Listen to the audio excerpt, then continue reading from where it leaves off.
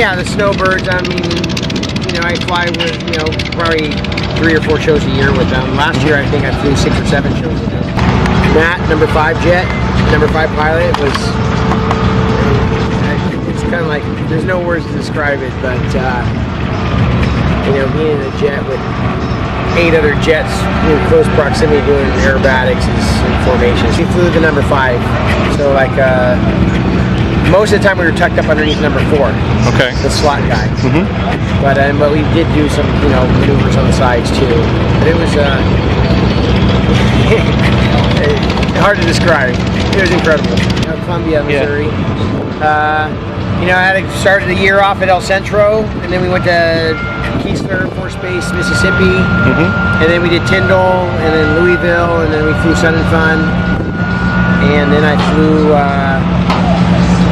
Iowa last weekend, or 2 weeks ago, and then we're here this weekend.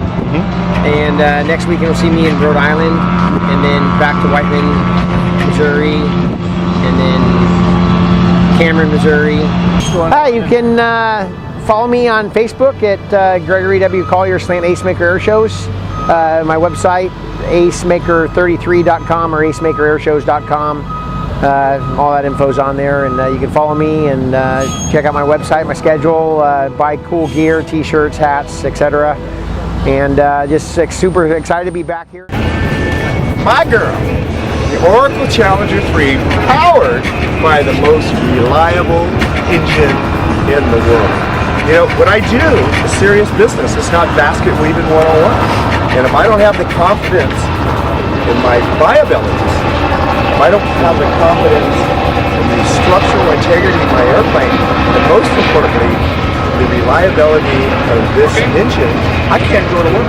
I can't do my job, because in my job, I have to be 100% convicted of purpose that I can make this happen.